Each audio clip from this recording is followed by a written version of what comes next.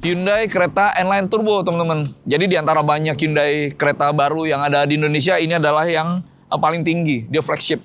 Dan dia datang dengan segenap kelebihan, teman-teman. Nggak hanya tampilan sporty dari N-Line, tapi dia juga punya mesin yang paling bertenaga. Dia satu-satunya Hyundai Creta yang dibekali mesin turbo. Jadi tenaga dan torsinya itu sangat menjanjikan. Dan dia menantang rival-rival lain yang juga spesial. Kayak misalnya Honda SR-V yang RS gitu yang turbo, atau Chery Omoda yang GT. Jadi kita pengen ulas, kira-kira semenarik apa sih Creta N-Line Turbo ini? Pas nggak dia untuk menjadi mobil yang nggak hanya tampilannya enak dilihat untuk mereka yang suka dengan sporty, tapi rasa berkendaranya pun juga asik itu.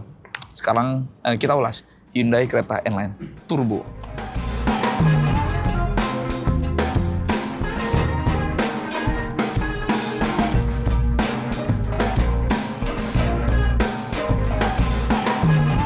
Pertama dan terutama teman-teman, ini bukanlah full model change, melainkan facelift dari yang sebelumnya. Tapi menurut saya, even facelift pun ini menarik nih.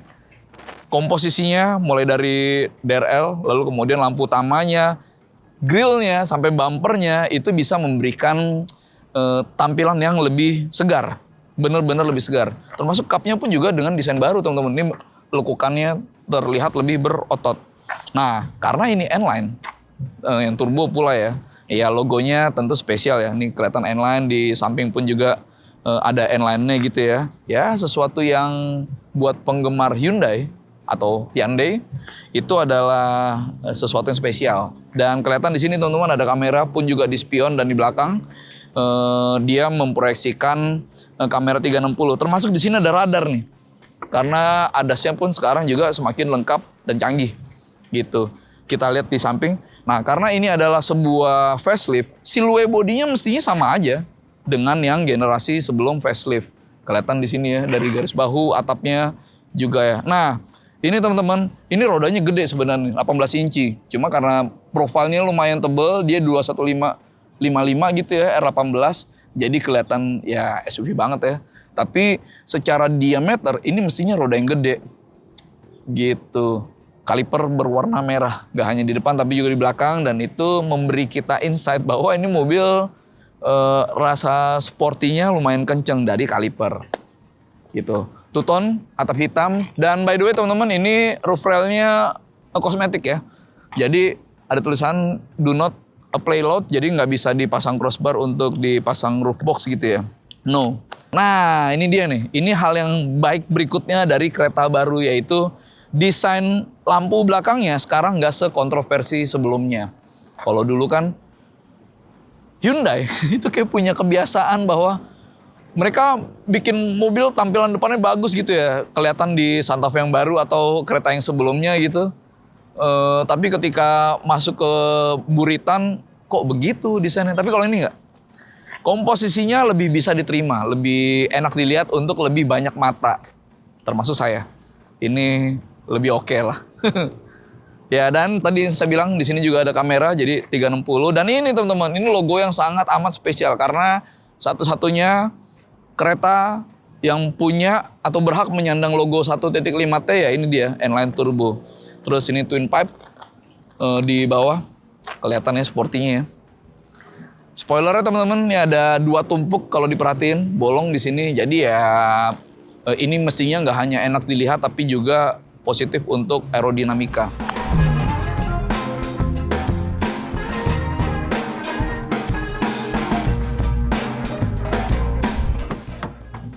Interior teman-teman, saya dari pertama kali melihat desain dashboardnya, terus kemudian joknya, termasuk material yang digunakan, kepresisian antar komponennya, terkesan.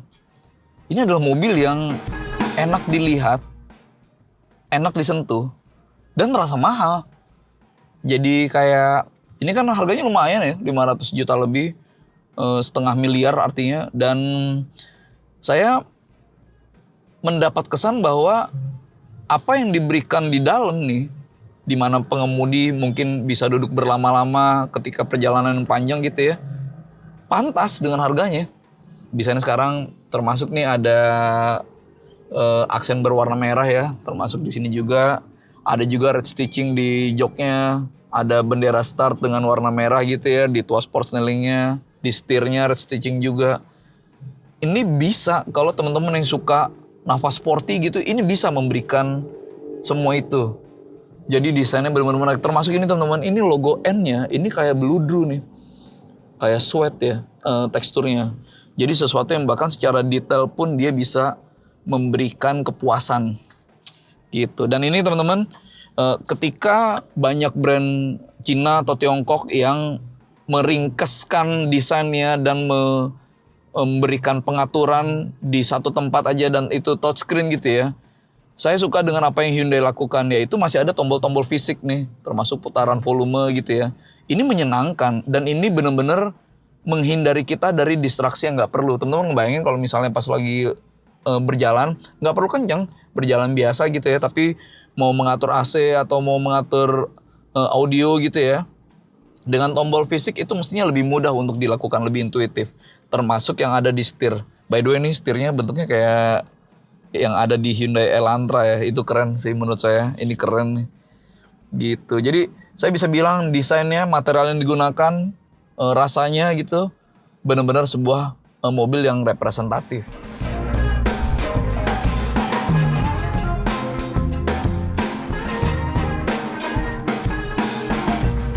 Lalu kalau soal fitur teman-teman, saya perlu menyalakan dulu untuk biar lebih menggambarkan. Pertama, seperti yang tadi saya bilang terkait desainnya, dia menggunakan material yang bagus gitu ya. Itu pun juga menjadi fitur karena ini pakai jok kulit, setir kulit, shift knob-nya pun kulit. Itu sesuatu yang enak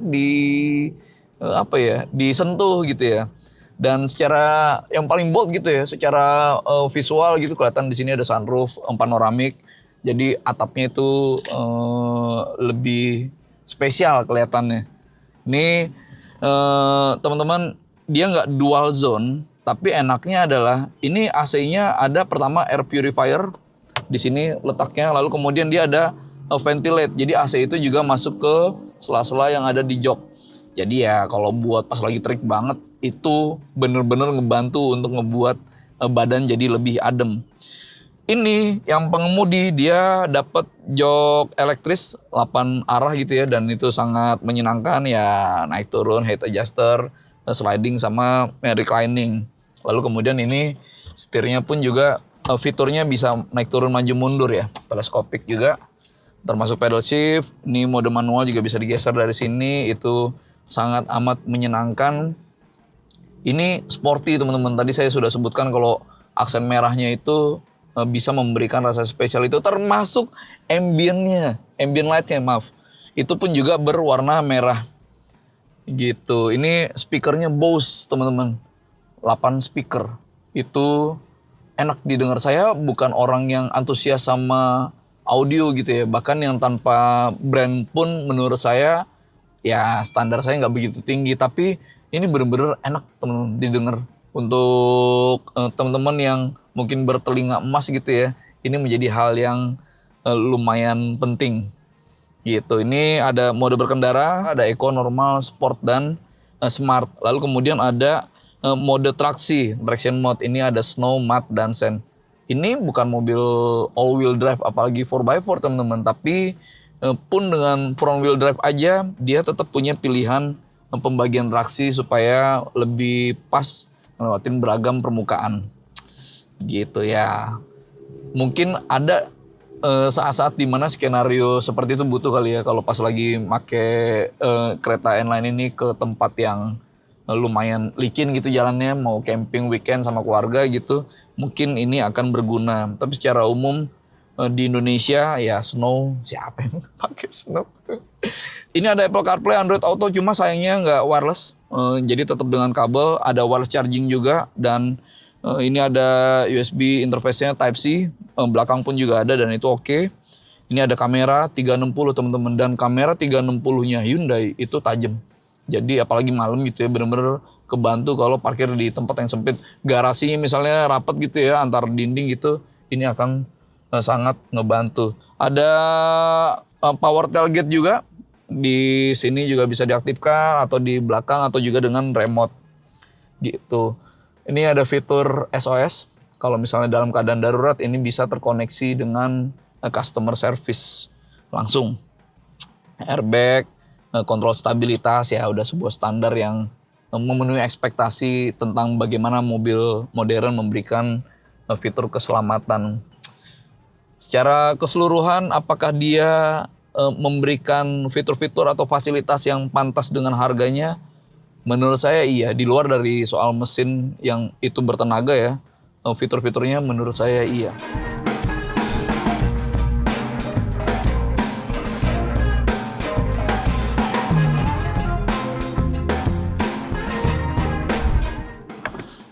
Dan kalau soal fitur ADAS teman-teman, Hyundai Smart Sense ini pun juga lengkap. Dia punya blind spot collision avoidance assist. Dia bisa ngerem sendiri termasuk untuk yang rear cross traffic alert-nya.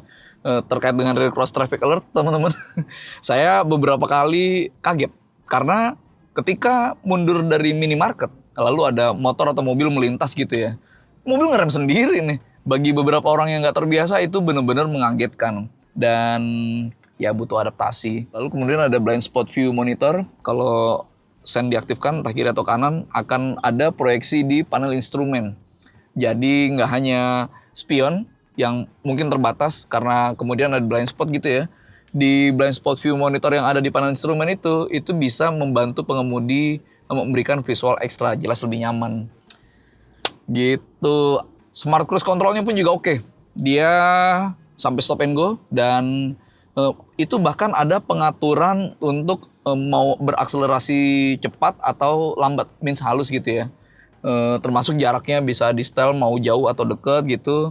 Sebuah fitur yang lebih bisa mengikuti tendensinya pengemudi. Jadi lebih pas dengan lebih banyak orang kalau bisa diatur-atur ya. Gitu, jadi secara keseluruhan saya lumayan terkesan sama ADAS-nya Hyundai, apalagi yang di sini lebih lengkap. Dah, kalau akomodasi teman-teman, ini sudah di-set untuk ketinggian saya rata-rata saja untuk orang Indonesia 168 cm dan kelihatan di sini legroomnya sudah lebih dari 10 jari. Ya benar bahwa ini nggak bisa maju mundur, pun ini juga nggak bisa rebat tegak gitu ya. Tapi ini pun juga sudah cukup, termasuk atap yang tembus langit gini kan memberikan ruang terkesan lebih roomy ya. Nah, jadi kalau untuk perjalanan jauh rasa-rasanya penumpang di belakang itu akan fine untuk memberikan atau mendapatkan rasa nyaman itu fine. Kecuali mungkin kalau duduk di tengah karena ini lebih nonjol kan, lebih enaknya emang di samping. Gitu. Oke, ini akomodasi untuk penumpang. Gimana dengan akomodasi di barang? Yuk.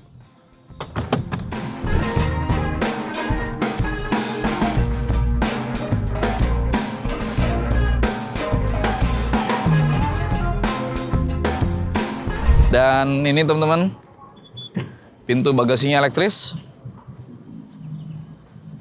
Oke, bagasinya nggak ada yang menurut saya outstanding gitu ya. Artinya ini udah cukup besar tapi nggak yang besar-besar banget. Yang pasti dia nggak sempit.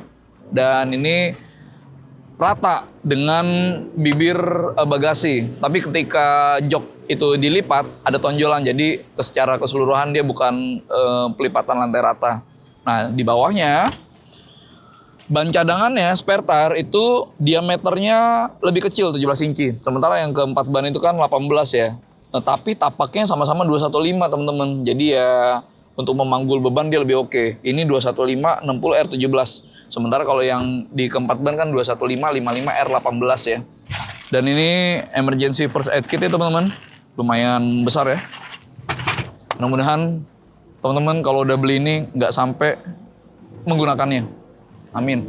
Nah ini durasi buka dan tutupnya itu lama teman-teman. Jadi kita punya kesempatan untuk belajar sabar.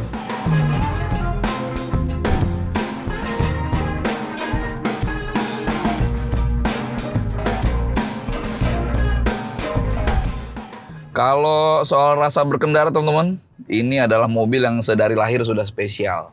Ya jadi kereta sekarang punya varian N-Line dan N-Line Turbo. Dan N-Line Turbo itu satu-satunya Hyundai kereta sekarang yang dibekali mesin turbo. Yang lain itu 1500 cc NA, yang ini 1500 cc dengan turbo sesuai dengan namanya. Dan itu adalah faktor krusial yang membuat dia spesial. Ini tenaganya gede banget teman-teman, 160 PS atau 158 dk ya, dengan torsi 250-an Nm, 253 kalau nggak salah. Dan itu berarti penting buat bagaimana dia berakselerasi. Kami sudah tes teman-teman, 0 sampai 100 selesai dalam 8,4 detik.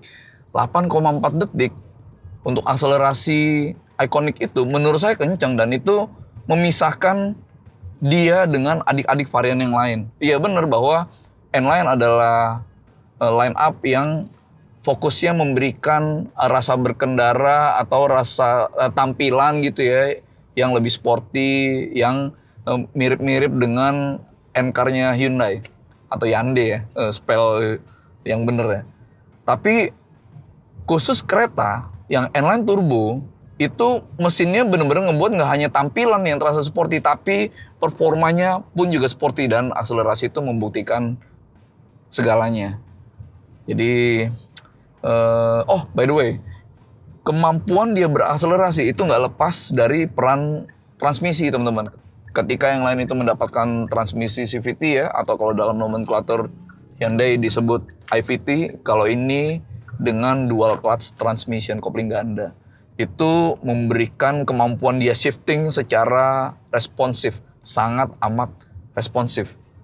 Enak banget itu dia untuk shift up gitu ya dalam waktu yang lebih singkat, dan pada akhirnya ngebuat akselerasi yang lebih cepat gitu. Tapi memang untuk impresi ketika di kemacetan teman-teman, DCT itu masih nggak enak. Hampir di semua mobil yang menggunakan kopling ganda rasanya memang begitu, kayak kikuk gitu loh.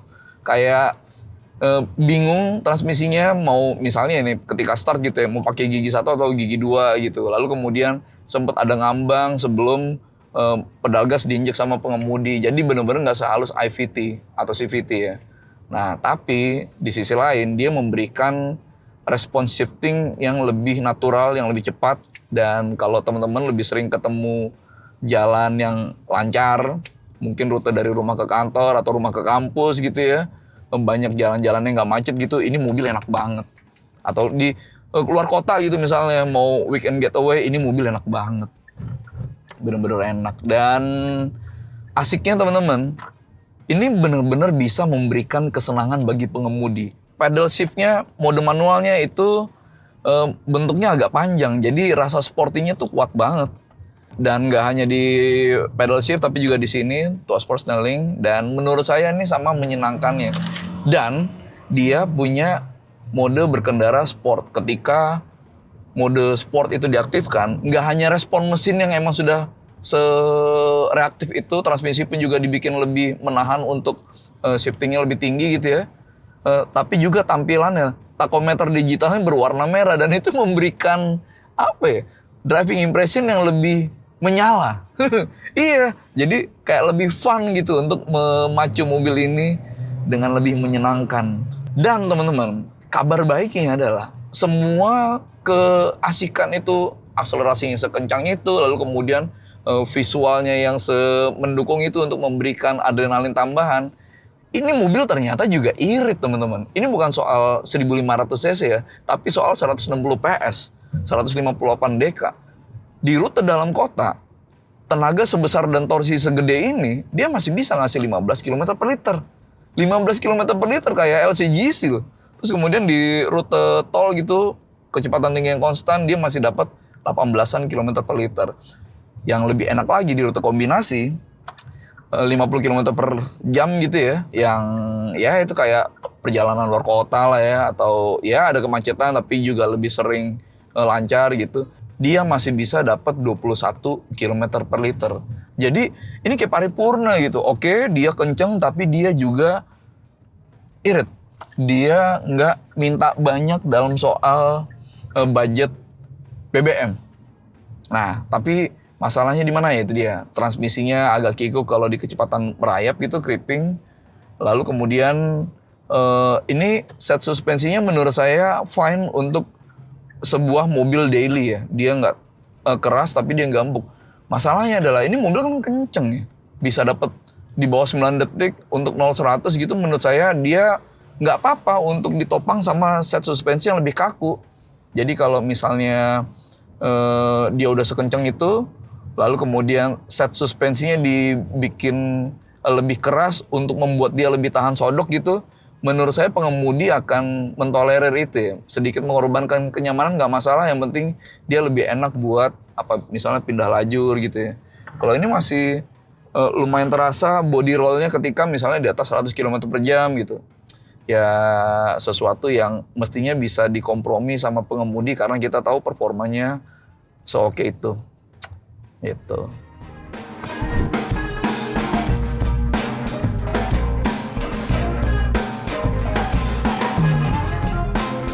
Dan sekarang kita sampai pada akhir ulasannya teman-teman. Jadi hal yang mencolok dari dia adalah performa, akselerasi terutama ya. Ini mobil kencang, pakai banget. Dan ternyata dia juga bisa memberikan efisiensi yang sangat bisa untuk dibilang mobil yang irit. Bahkan untuk ukuran zaman sekarang, mantap. Lalu nafas sporty dari N-Line pun juga pekat deh di sini ya. Medok gitu mungkin. Dan itu kalau misalnya teman-teman melihat Prime dan adik varian di bawahnya gitu ya, mungkin lebih ke arah elegan, tapi N-Line termasuk yang ini sportinya tuh dapat banget. Kalau teman-teman termasuk yang lebih suka tampilan agresif, sporty gitu, ini memberikan itu. Performa oke, tampilan oke. Fitur pun juga lengkap. Fasilitas yang layak untuk mobil di setengah miliaran. Jadi dia oke. Tapi pertanyaannya, kalau dia sudah representatif gitu ya, apakah dia worth untuk dibeli? Nah, ini tergantung nih. Kalau teman-teman yang butuh tampilan sportinya, berarti N-Line non-turbo juga sudah bisa memberikan itu. Tapi kalau teman-teman lebih sering nih ngelewatin jalan yang nggak terlalu lancar gitu ya, rute di sehari-harinya banyak kemacetan, transmisi dual clutch ini emang responsif tapi ngeganggu buat saya ketika jalannya padat atau macet ya, di creeping di start awal gitu, stop and go. Dan kalau teman-teman termasuk yang nggak butuh sekencang itu, mesin 1.5-nya pun juga cukup proper, tenaganya lumayan gede untuk ukuran SUV di kelas ini dibanding sama misalnya Grand Vitara, HR-V 1.5 gitu ya. Yang 1.5 pun juga sudah representatif, dan bonusnya yang N-Line non-turbo ini dia lebih halus karena pakai IVT, CVT-nya Hyundai. Sehingga kalau ditanya apakah dia worth buat dibeli, itu tergantung dari teman-teman, karena benar selisihnya 40 jutaan. Cuma untuk mobil yang di N-Line ini udah di atas 450 juta, kalau teman-teman emang performa entusias gitu ya, ya nggak apa-apa untuk naikin lagi, nambah 40 jutaan dapat yang separipurna ini. Tapi kalau lebih sering lewatin jalan yang padat daily gitu ya, yang N-Line non-turbo pun menurut saya udah pilihan yang sangat masuk akal. Mungkin itu teman-teman dari saya. Terima kasih sudah menonton dan sampai ketemu di video Grid Auto berikutnya. Terima kasih.